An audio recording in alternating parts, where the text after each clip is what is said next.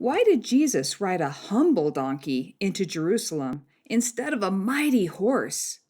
I'm Patty, and we're going to figure that out while we make a picture of that Bible story with our own rocks and pebbles.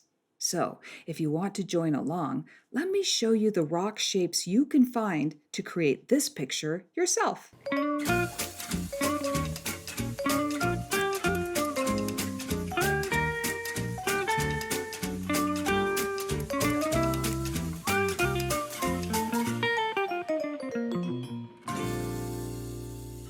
Making a donkey with rocks and pebbles and a person on it, super fun, really easy. The main thing is that you want the body of the person and then the donkey's body, and that would be kind of a rectangle, if you will, and a triangle. Do you see the triangle here? Point, point, point. So kind of equal in size, a rectangle and triangle.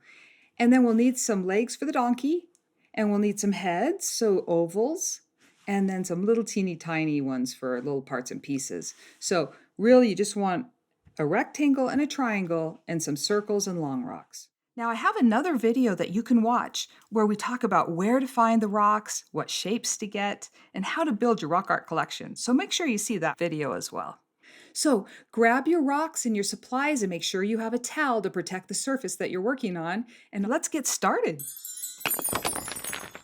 So let's make a donkey with our rocks and pebbles. So fun. All we need really is a rectangular rock.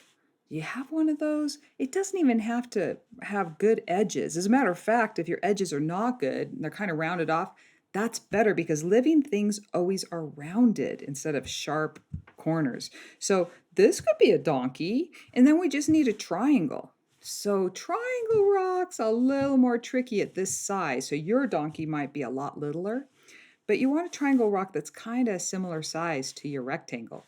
And then you can just sit them on the donkey. Okay, does that look like a person on a donkey? No?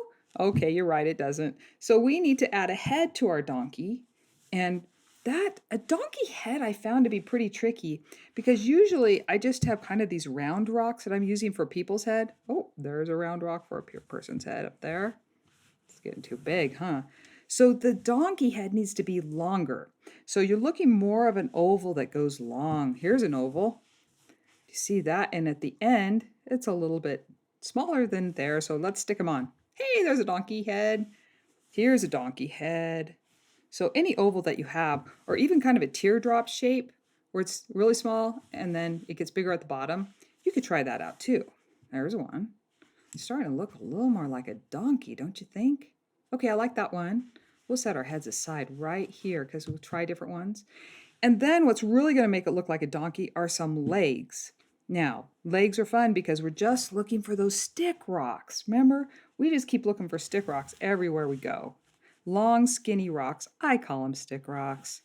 But these rocks are nice and skinny. I'm just going to stick them up here. Now, there is a funny thing about donkeys. Did you notice like people have their knees going this way? Well, big animals like donkeys and horses have their knees going that way. Oh, it's very weird, but looks more like a donkey when you do it. Okay, is yours starting to look like this a little bit?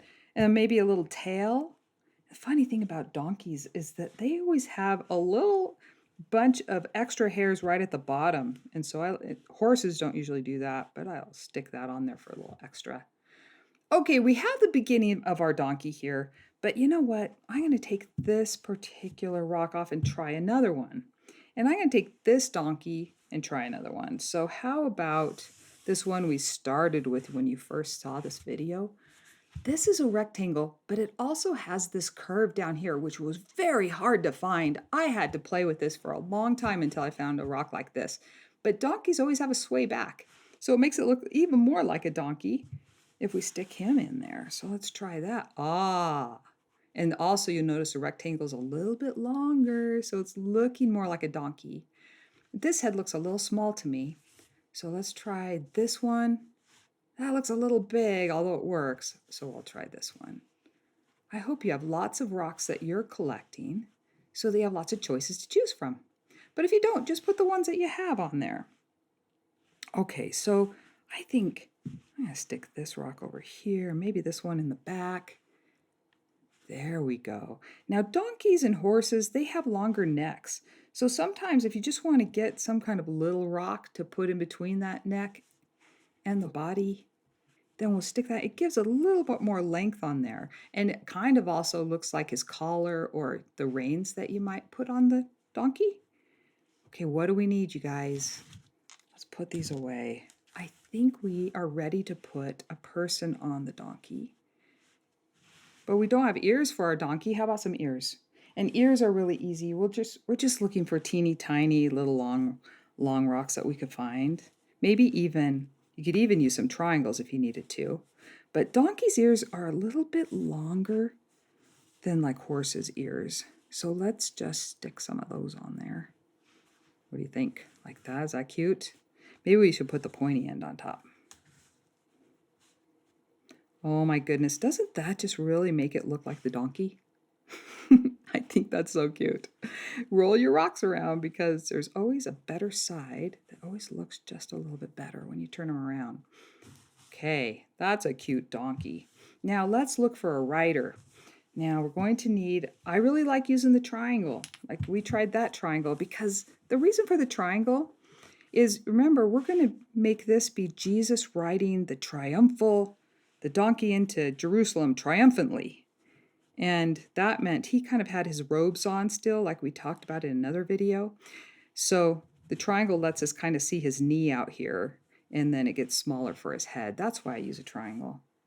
But you don't have to use a triangle. What if you use something like this rock, a little bit wider, and I think that would be really neat. Let's put a head on that. That works really well. So keep trying all of your different rocks that are kind of the right size. Look at that. That's a triangle again. 1, 2, 3 points. And we'll set them in. And that looks really good. I like it. So the more rocks you have to play with, the better. But also, once I make a piece like this, I'll kind of set it aside on a piece of cardboard. And then maybe after a few weeks of being outside, I might find another rock that might work. I'll bring it in. I'll take this one off and I'll put another one on. Look at this one's not a triangle at all. It's just kind of roundish. And that could work. But eventually, after playing around outside and looking around, I found this one. And I thought, oh my goodness, this looks really good. I'm keeping that one. Now, there's also another thing that we could add to this if we wanted to, and that is the leg down here. So there usually would be a leg coming down, right? But the neat thing about rock art is you don't have to put every single piece in. And if you can just tell what it is, then you don't have to keep adding rocks. But for fun, I thought it would be fun to add some legs. And since his leg would be bent here, it probably wouldn't be straight down, probably be bent a little bit. I looked for my curved rocks. And let's try some of these. So we would just put it down here. Does it look like kind of his leg? It's a little big, isn't it, for that? So that one, not as good. Let's try this one. It's a little smaller. If his knee is on this side, I'm going to keep turning the rock until I get the right side. Oh, that's looking pretty good. But I still wish it was just a little thinner. But this one. Okay, it's still a little big, but you get the point, right, of getting his leg on the donkey. Okay, that looks really great. How's your donkey looking? Now you might be wondering, why was Jesus riding a donkey? Especially when he is the King of Kings. He should be riding a mighty war horse. Well, it's so interesting why he did. There's a very good reason, and I'm going to tell you. But first, don't you think it's interesting that prophets in the Old Testament, this is way before Jesus was born, like 700 years before Jesus was born, Zechariah prophesied that Jesus Christ would ride a donkey into Jerusalem. Well, that's what prophets do. They tell us about important events to come that we wouldn't know about otherwise. Well, it really happened. The last week of Jesus' mortal ministry on the earth, he did ride a donkey into Jerusalem. And the people in Jerusalem, there were huge crowds because it was Passover week. And the huge crowds were so excited that Jesus was coming in because they knew that he was the Messiah, the King of Kings, Emmanuel, the one they were waiting for all of these thousands of years. So Jesus was riding into Jerusalem as a king to all the people. And so we'll put his arm raised as he's waving at all the people. But why would he ride a donkey if he's the King of Kings? Well, back then, a person, they didn't have cars or motorcycles or scooters, so they rode donkeys and horses. And back then, if a person came in after a war on a war horse, then you knew he was a king of war and blood and killing. But somebody that would come in on a humble donkey, you knew that he was a king of peace, a gentle king that loved his people and cared more about peace than war. And that is why Jesus came in on a donkey. And the people back then understood that. There were many symbols back then that helped us understand deep, important things by representing them with something else. So the donkey represented peace and gentleness and love, and that's who our Savior is. So let me read to you what Zechariah said in the Old Testament 700 years before Jesus would be born. He said in Zechariah 9:9, "The king cometh unto thee. He is just, having salvation, lowly, and riding upon a colt." Isn't that amazing that we would have prophets that would teach us about our Savior before he came and after he came as well? Well, there's one more part to this story about Jesus rode into Jerusalem. All the people were celebrating. They were so grateful and excited and happy. But some of the religious leaders of the time, the priests and the Pharisees, they were very upset, and they didn't know Jesus. They didn't realize that he was the King of Kings.